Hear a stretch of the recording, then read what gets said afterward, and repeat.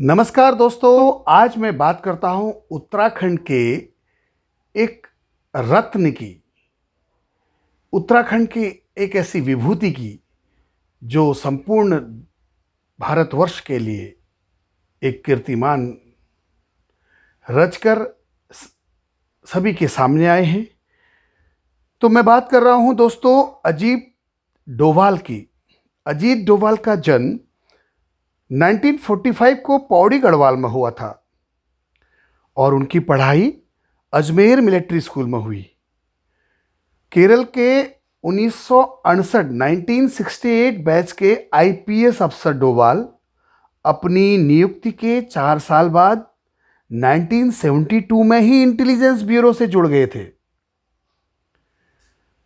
तो दोस्तों, अजीत डोभाल भारत के इकलौते ऐसे नौकरशाह हैं जिन्हें कीर्ति चक्र और शांतिकाल में मिलने वाली गैलेंट्री अवार्ड से नवाजा गया है। डोभाल कई सिक्योरिटी कैंपेन का हिस्सा रहे हैं। इसी के चलते इन्होंने जासूसी की दुनिया में कई कीर्तिमान स्थापित किए हैं। अपना अधिकतम समय खुफिया विभाग में जासूसी करके गुजारा है। सन 2005 में आईबी की डायरेक्टर पोस्ट से रिटायर हुए हैं। अपने पूरे करियर में सिर्फ 7 साल ही पुलिस की वर्दी पहनी है। वह मल्टी एजेंसी सेंटर और जॉइंट इंटेलिजेंस टास्क फोर्स के चीफ भी रह चुके हैं। डोभाल को जासूसी का लगभग 37 साल का अनुभव है। वह 31 मई 2014 को देश के राष्ट्रीय सुरक्षा सलाहकार बने। तो दोस्तों, उत्तराखंड प्रदेश में रहने वाले डोभाल जी के पिताजी भी भारतीय सेना में अफसर रहे। डोभाल अंतर्राष्ट्रीय विख्यात व्यक्ति हैं, इन्हें कौन नहीं जानता। पाकिस्तान और आतंकियों को हर बार आपने चकमा दिया। आपको जानकर बड़ी हैरानी होगी कि खुफिया एजेंसी रॉ के अंडर कवर एजेंट के तौर पर डोभाल 7 साल पाकिस्तान के लाहौर में एक पाकिस्तानी मुस्लिम बनकर रहे थे। जून 1984 में अमृतसर के स्वर्ण मंदिर पर हुए आतंकी हमले के काउंटर ऑपरेशन ब्लू स्टार में जीत के नायक डोभाल ही थे। दोस्तों, जानकर बड़ी हैरानी होगी, उस समय अजीत डोभाल रिक्शा वाला बनकर मंदिर के अंदर गए थे और आतंकियों की जानकारी भारतीय सेना को दी, जिसके आधार पर ऑपरेशन में भारतीय सेना को सफलता मिली और हमारा एक भी सैनिक घायल नहीं हुआ। 1999 में कंधार प्लेन हाईजैक के दौरान ऑपरेशन ब्लैक थंडर में अजीत डोभाल आतंकियों से निगोशिएशन करने वाले मुख्य अधिकारी थे।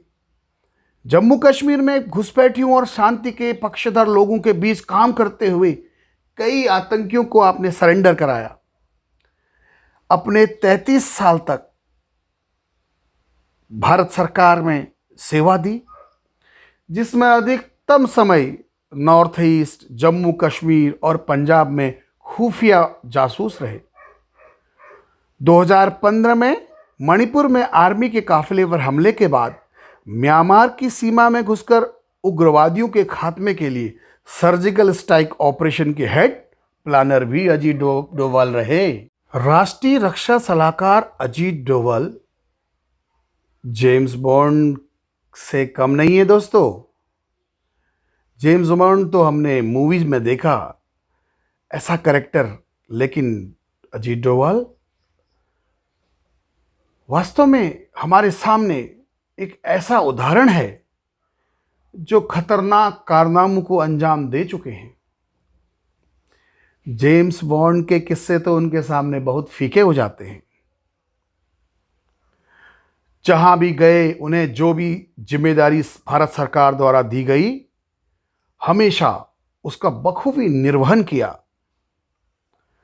दोस्तों, मैं अभी बात कर रहा था ऑपरेशन ब्लू स्टार की। 1984 में 3 से 6 जून तक चले ऑपरेशन ब्लू स्टार को आखिर हम कैसे भूल सकते हैं।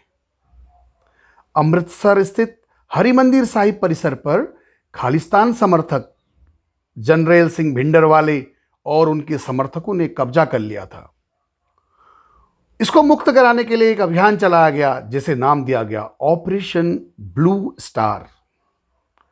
भिंडरवाले को पाकिस्तान का समर्थन मिल रहा था। इस ऑपरेशन में अजीत डोभाल ने एक पाकिस्तानी गुप्तचर की भूमिका निभाई और देश की सेना के लिए खुफिया जानकारी जुटाई, जिसके बदौलत सेना का ऑपरेशन आसान हो गया। वही भारत विरोधी कश्मीरी उग्रवादी कूका पारे उर्फ मोहम्मद यूसुफ पारे को अजीत डोभाल ने मुख्य धारा में लाने का बहुत बड़ा कार्य किया। पाकिस्तान प्रशिक्षित कूका पारे 250 आतंकवादियों को लेकर पाकिस्तान के खिलाफ हो गया था। उसने Jammu and Kashmir Awami league नामक पार्टी भी बनाई और एक बार विधायक भी बना। अच्छा दोस्तों, पीओके में ऑपरेशन के पीछे बहुत बड़ी भूमिका 1991 में रोमानियाई राजनयिक को बचाया था इन्होंने। 1991 में खालिस्तान लिबरेशन फ्रंट द्वारा अपहृत किया गया रोमानियाई राजनयिक लिव राडे को बचाने की सफल योजना बनाने वाले अजीत डोभाल ही थे। डोभाल ने पाकिस्तान और ब्रिटेन में राजनयिक जिम्मेदारियां संभाली। लगभग 10 वर्ष तक उन्होंने खुफिया ब्यूरो की ऑपरेशन शाखा का नेतृत्व भी किया। पाक अधिकृत कश्मीर में घुसकर आतंकियों के कैंप को नष्ट करने के ऑपरेशन के पीछे राष्ट्रीय सुरक्षा सलाहकार अजीत डोभाल का बड़ा हाथ है। और पीओके में जो सर्जिकल स्ट्राइक हुआ था उसमें भी अजीत डोभाल ने अहम भूमिका निभाई। अजीत डोभाल कब कौन से ऑपरेशन को अंजाम देंगे इस बारे में तभी पता चलता है जब ऑपरेशन पूरा हो जाता है। हाल ही में 370 अनुच्छेद जब हटाया गया तब भी अजीत जी की अहम भूमिका रही। तो दोस्तों, एक ऐसा निडर व्यक्तित्व, एक ऐसा कमाल का दिमाग। 2015 में जाबाज जवानों ने म्यांमार में घुसकर सर्जिकल स्ट्राइक किया था, उसके पीछे भी अजीत डोभाल थे। 4 जून 2015 को गृह मंत्री राजनाथ सिंह, रक्षा मंत्री मनोहर पर्रिकर और अजीत डोभाल जी, तब सेना प्रमुख हुआ करते थे दलवीर सिंह सुहाग जी, और अन्य अधिकारियों की बैठक में इस ऑपरेशन का प्लान बना। आदरणीय नरेंद्र मोदी जी जो प्रधानमंत्री, उन्होंने भी म्यांमार में आतंकियों के खिलाफ 7 जून को भारतीय सेना को मंजूरी दी थी। भारतीय सेना के 21 पैरा कमांडोज ने इस ऑपरेशन का मॉक ड्रिल किया था। 5 दिनों तक ऑपरेशन की तैयारी चली। 8 और 9 जून की रात को भारतीय सेना के जवान 3 टीमों में ध्रुव हेलीकॉप्टर से म्यांमार सीमा में दाखिल हुए। इसके बाद तड़के 3 बजे ऑपरेशन शुरू हुआ। दोस्तों, भारतीय सेना के जवानों ने महज 8 घंटों में इस ऑपरेशन को खत्म कर दिया था। भारतीय सेना के पास जानकारी थी कि म्यांमार के पोन्यो इलाके के पास उंजिया में उग्रवादी गुट the national socialist council of Nagaland Khaplang के कैंप सक्रिय हैं। भारतीय सेना के जवानों के पास एक दूसरे से बात करने के लिए रेडियो सेट थे। इसके अलावा इनके पास सारे आधुनिक हथियार थे। हैंड ग्रेनेड थे, नाइट विजन डिवाइसेस थी, ट्रेवोर राइफल थी, माउंटेन डिवाइस से लेकर रॉकेट लॉन्चर तक थे।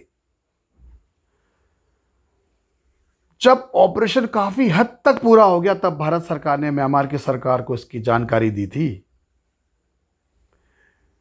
इस ऑपरेशन के कारण एनएसए और सेना अध्यक्ष ने अपना दौरा रद्द किया था। National security adviser Ajit Doval को बांग्लादेश जाना था और आर्मी चीफ को ब्रिटेन। 100% कामयाब था यह ऑपरेशन। इस पूरे ऑपरेशन में अभी भारतीय सेना के किसी भी सैनिक को खरोंच तक नहीं आई। तो ऐसा महान व्यक्तित्व अजीत डोभाल, जिनका जन्म उत्तराखंड के पौड़ी गढ़वाल में एक गढ़वाली परिवार में हुआ था। जन्म से ब्राह्मण, आगरा विश्वविद्यालय से अर्थशास्त्र में एमए किया इन्होंने। तब उसके बाद आईपीएस की तैयारी में जुटे। द्वितीय विश्व युद्ध के लगभग के बाद 1945 को आपका जन्म हुआ था। तो ऐसे कितने आईपीएस अधिकारी होंगे जो अपनी पूरी सेवा देने के बाद भी सेवानिवृत्त नहीं हुए, आज भी भारत के सुरक्षा मुद्दों पर लगातार कार्य कर रहे हैं। प्रमुख राष्ट्रीय सुरक्षा सलाहकार बनकर भारत के साथ कंधे से कंधा मिलाकर भारत सरकार के साथ सहयोग कर रहे हैं। पाकिस्तान में आतंकियों पर भारतीय वायुसेना की जो एयर स्ट्राइक हुई, उसमें भी इनकी अहम भूमिका रही।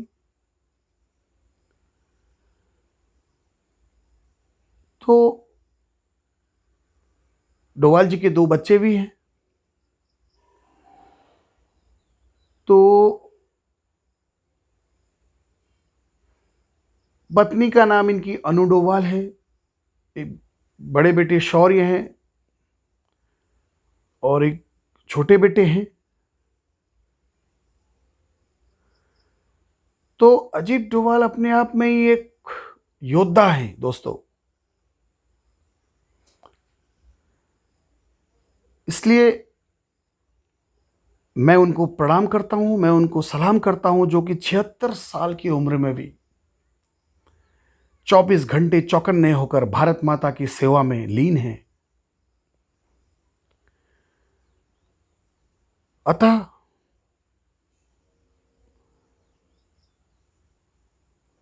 अजीत डोभाल जी के प्रयास और उनके जज्बे को मेरा सलाम है, मेरा प्रणाम है। भारत माता के वीर सपूत अजीत डोभाल जी, जो कि मेरे ही प्रदेश देवभूमि उत्तराखंड से हैं। देवभूमि उत्तराखंड में ऐसे वीर सपूत पैदा होते हैं, इस मिट्टी में जन्म लेते हैं। मैं एक बार फिर से इस वीर पुरुष को प्रणाम करता हूं और आपसे विदा लेता हूं। नमस्कार। जय हिंद, जय भारत माता, जय उत्तराखंड।